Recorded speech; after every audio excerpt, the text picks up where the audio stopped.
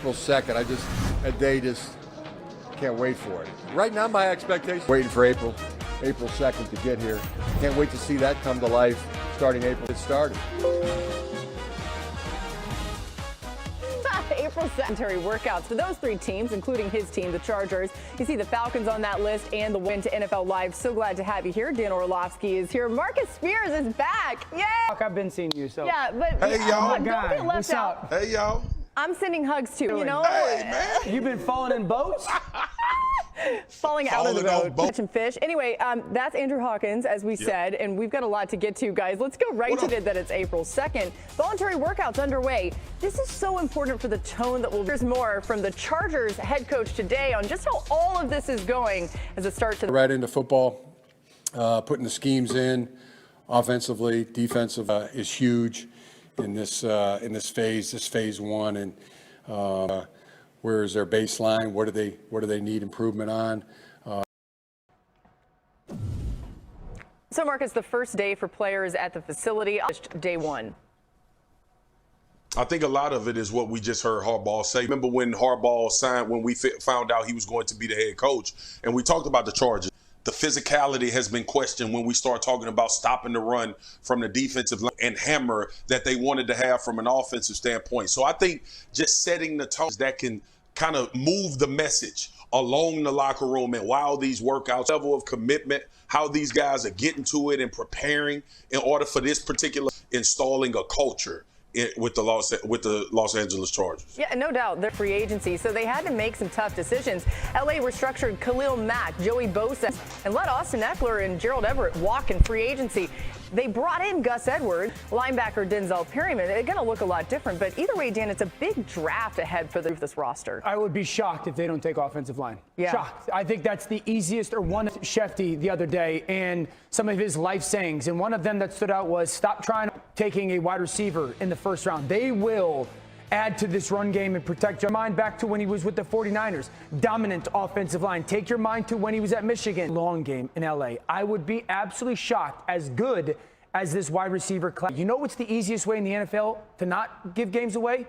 Dominate the line of scrimmage. They have the number 5 overall pick in the draft. We'll see if they can even maybe get a quarterback. You may notice that Hawk's not with us right now. It's because he's having technical issues. Otherwise, we'd be hearing. Carry on here with the Falcons. Another one of these teams beginning voluntary workouts today. Raheem Morris and passing touchdowns in 8 games for the Vikings. And the Falcons quarterbacks had all of the NFL Next Gen stats, which means he was completing tough throws, okay? The Falcons quarterbacks 30th to 2nd.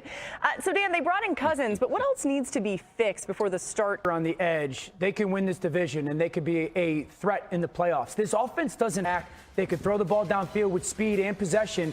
Dallas Turner out of Alabama, Colson at linebacker. Can he be that bona fide interior guy? The defensive for this Atlanta Falcons defense. You know, at the pick, Marcus, Laura, I'd say this, like, I stand if this new regime sits there with Kyle Pitts and goes, he can't get that. I still think it should be defense, though. Ooh. Go ahead, Swag. Yeah. I spent my time off doing a lot of fishing, but I started getting in on these guys and these teams, and you bring the quarterback in, and conventionally you think about that deal, but I would absolutely go change the trajectory of your defense. Now, my issue is this. Do I take Leitu at UCLA? I really look at him as a hybrid. He can rush the passer, but I've seen him, Dallas Turner, who we showed earlier, and you think about his athleticism, the physicality. But if you want to do more, is it Leitu? Because we've seen him do more. Just want a guy to put his hand in the dirt and go forward.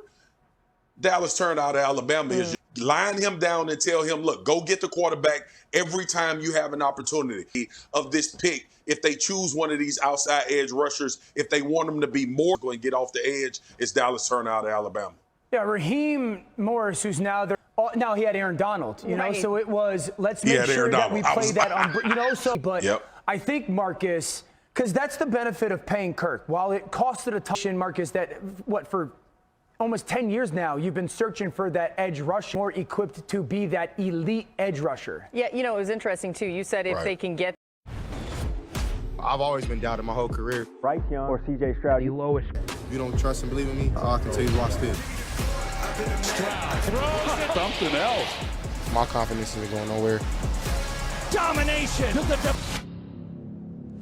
Man, it was fun to watch C.J Stroud last year. Let's go on trend into the trends. This is where I'm going to give you a stat. You're going to tell me if the trend continues next season. So let's start with Stroud, who had one touchdown to interception ratios. According to Elias, he became the first rookie ever to lead the NFL. I do. I think Stroud is the top 5 quarterback in the National Football League. And as these teams and these defensive coordinators spend the whole offseason trying to find your tendency to slump. I think he stays and does exactly what he did a year ago, which isn't maybe trending up. Rookie season was comparatively a disaster. He was sacked 62 times, ranked 33 last year, which was second worst in the NFL in front of only Zach Wilson. Marcus, is that... But I keep hearing Darren Orlovsky in my ear saying, look, let's just watch Bryce Young. And I love that they acquired Robert Hunt. I like that they went and got Damian Lewis. Bring in the better situation from a protection standpoint and a weapon on the outside. So we'll see about last year, and obviously we saw him on the ground too much, struggle with some turnovers. That changes this year. Let's go to Indianapolis, where Anthony Richardson played in just 4 games surgery and forced him to miss the rest of the year. They were trying to be conservative with his recovery, too. But the co-position players from last season, Dan, what does Richardson need to do this year to continue to get that production? Desperate to add vertical speed to their offense. And although they kept Michael Pittman Jr., who I love there, that gets added to this football team that brings a vertical element. Shane Steichen in his career, the greatest thing that ever happened to his career, sitting, adjusting to the NFL. I do think wildly physical, time and a place. Learn from last year, make sure that you're understanding. We change who you are, refine the style of play. But they need to add speed. Through 4 touchdowns in his debut in the Titans' Week 8 win over the Falcons. But then, and his QBR was cut in half from his debut. Some of it could be people adjusting, but either way, that happened. What do you need to see from Levis this year, though, to show that he is the guy in Tennessee? Yeah, it's important. Defensive coordinator with Brian Callahan coming over as the new head coach. That like alarm bells, because you're a young player that was taken early in your second season and you have that new offensive years, new OCs. They win MVP. Herbert was spectacular. Bortles skyrocket. Stand that it doesn't necessarily have to be this, well, we have no chance for success here. Offensive line around them. Okay, so that's incumbent upon Ren Carthon. And then 2, last year and stiff as he was that last year in college, if that continues to develop Tennessee, both for their offense and for Will's future.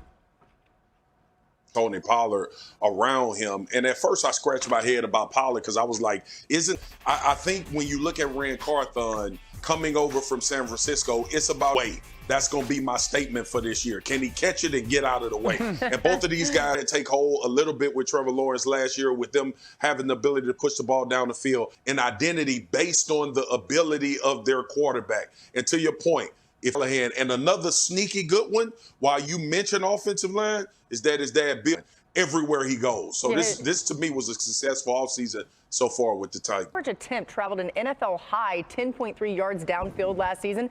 Plenty of big plays. Fascinating. Where do they sit in the draft? They're like 9 or something, or 7? I think they're 7. It'll be fast. It was also when Cincinnati was sitting there, I would say take offensive line. They took Jamar Chase. You know, Callahan's experience or Romo Dunze. Goodness, yeah. It could be explosive. You just put this offseason with L'Jarius Sneed, who spoke moments ago. Here's the new Titan on what he brings to the team. Hell of a player. You know, I love my game. I don't fear anything. You know, I'm not afraid to lose. You know, what the coaches over there installed in me and bring it here, and I think we're going to be okay.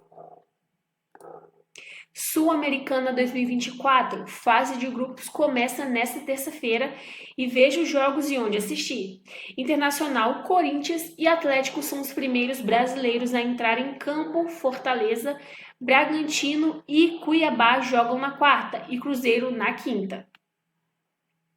A fase de grupos da Copa Sul-Americana 2024 começa nesta terça-feira, com 5 jogos. A primeira rodada será completada na quarta e quinta-feira, com outras 11 partidas.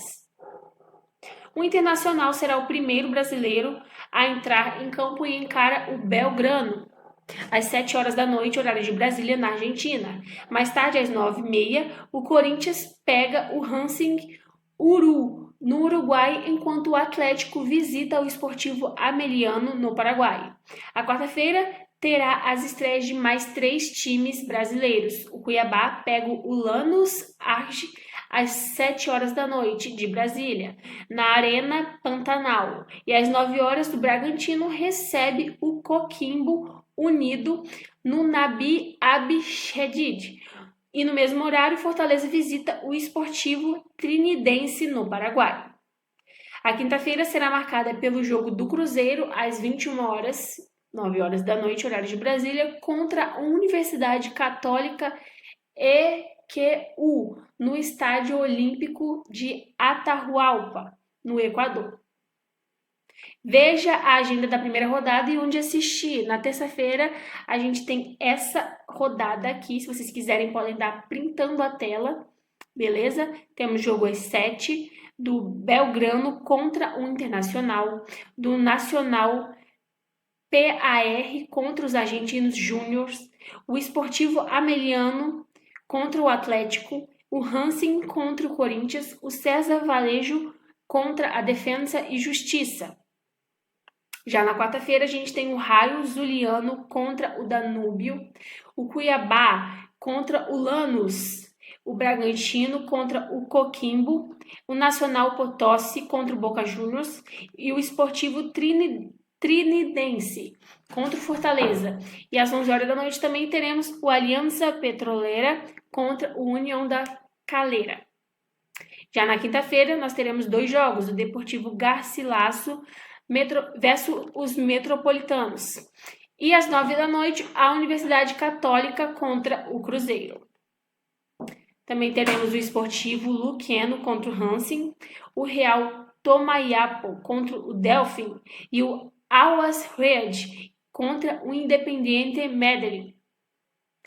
E a data das fases de grupo é a primeira rodada do dia 2 a 4 de abril, segunda rodada 9 a 11 de abril, terceira rodada 23 a 25 de abril, quarta rodada 7 a 9 de maio, quinta rodada dia 14 a 16 de maio e a sexta rodada do dia 28 ao dia 30 de maio.